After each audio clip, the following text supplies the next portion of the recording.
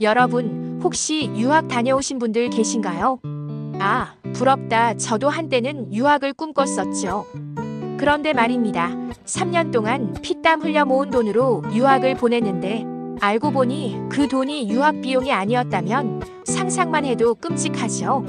오늘 여러분의 상상력을 자극할 흥미로운 이야기를 준비했습니다. 바로 3년간 보낸 유학비가 아니었다.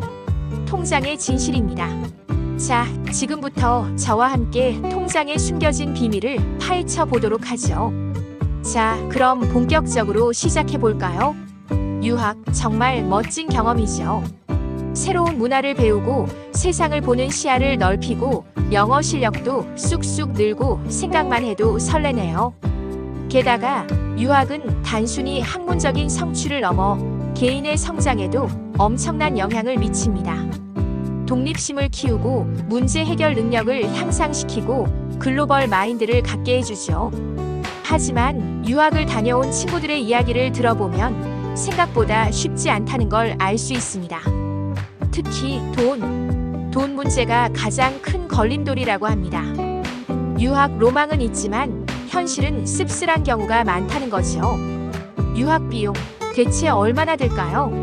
비행기 삭, 학비, 기숙사비, 생활비, 용돈 생각만 해도 머리가 아프죠. 물론 나라마다, 학교마다, 생활 방식마다 천차만별입니다. 미국, 영국, 호주 등 영어권 국가는 학비가 비싸기로 악명이 높죠. 유럽의 다른 국가들은 비교적 저렴한 편이지만 그래도 만만치 않습니다. 1년에 적어도 수천만 원은 든다고 합니다.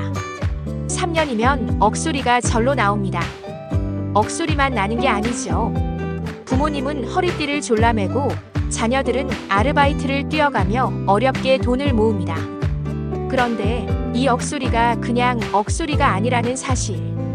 통장 내역을 꼼꼼히 살펴보면 어라 싶은 항목들이 등장하기 시작합니다. 예를 들어볼까요? 친구 어는 3년 동안 미국에서 유학을 다녀왔습니다. 부모님은 어를 위해 정말 많은 돈을 썼죠. 학비, 기숙사비, 식비, 용돈까지 부족함 없이 지원했습니다. 어는 부모님께 감사하며 열심히 공부하겠다고 다짐했죠. 그런데 어의 통장 내역을 자세히 살펴보니 학비, 기숙사비, 생활비 외에 명품 브랜드 결제, 최신 게임 구매, 해외여행, 경비 등등 유학 생활과는 조금 거리가 먼 지출 항목들이 발견된 겁니다. 어는 처음에는 부모님께 죄송한 마음에 숨겼지만 결국 덜미가 잡히고 말았습니다. 물론 유학 생활 중에도 즐거움은 필요하죠. 스트레스도 풀어야 하고요. 새로운 문화를 경험하고 다양한 사람들과 교류하는 것은 분명 가치 있는 일입니다. 하지만 어의 경우 용돈의 상당 부분을 유학과는 무관한 곳에 사용했습니다. 명품을 사고 게임에 빠져 밤을 새우고 친구들과의 잦은 유흥으로 시간을 보냈죠. 부모님은 어가 학업에 열중하고 알뜰하게 생활하는 줄 알았는데 현실은 전혀 달랐던 거죠. 어의 부모님은 큰 실망감과 함께 어떻게 해야 할지 몰라 당황했습니다. 과연 어는 유학의 목적을 제대로 이해하고 있었을까요? 또 다른 예시를 들어볼까요? 친구 B는 유학 중 아르바이트를 하면서 생활비를 충당했습니다. 짠돌이 B는 용돈을 아껴 쓰면서 학업에도 열중했죠. 칭찬받아 마땅한 B였지만 B의 통장 내역을 보니 아르바이트로 번 돈은 거의 다 사라지고 부모님에게 받은 용돈도 텅텅 비어 있었습니다. 알고 보니 B는 친구들과의 과도한 유흥, 명품 소비, 심지어 불법 도박에 손을 댔던 겁니다. B의 부모님은 B를 믿고 모든 것을 지원했지만 B는 그 기대를 저버린 것이죠. B의 부모님은 깊은 배신감에 휩싸였습니다. 이런 사례들을 보면서 우리는 무엇을 깨달아야 할까요? 바로 통장의 진실을 알아야 한다는 겁니다. 부모님은 자녀의 유학을 위해 희생하고 자녀는 그 기대를 저버리지 않기 위해 노력해야 합니다. 하지만 서로의 생각과 현실이 다르다면 불화가 생길 수밖에 없겠죠. 유학이라는 달콤한 열매 뒤에는 이처럼 씁쓸한 현실이 숨어 있을 수 있다는 것을 명심해야 합니다.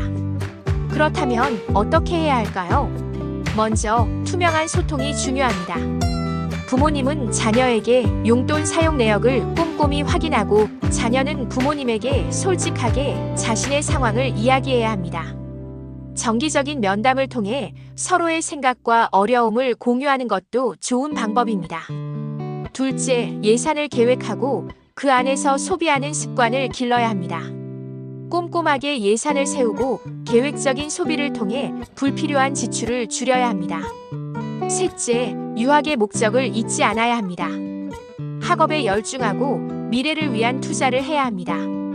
유학은 단순히 해외에서 시간을 보내는 것이 아니라 자신의 성장과 발전을 위한 기회라는 것을 명심해야 합니다. 하지만 모든 유학생들이 이런 씁쓸한 경험만 하는 것은 아닙니다. 긍정적인 사례들도 많습니다. 시는 유학 생활 중에도 학업에 열중하고 다양한 활동에 참여하며 미래를 위한 준비를 게을리하지 않았습니다.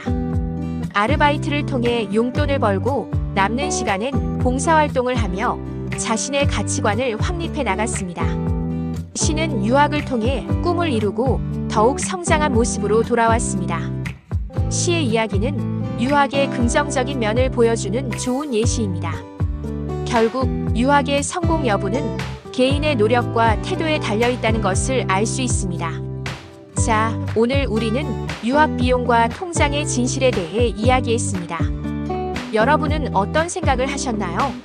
유학을 준비하는 분들이라면 오늘 이야기를 통해 유학의 현실적인 면을 다시 한번 생각해 보셨으면 좋겠습니다.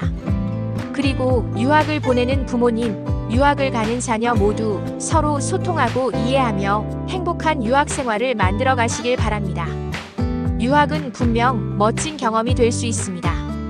하지만 그 과정에서 겪는 어려움과 위험을 간과해서는 안 됩니다. 오늘 이야기가 여러분에게 도움이 되셨기를 바라며 다음에도 더 재미있는 이야기로 찾아오겠습니다. 안녕.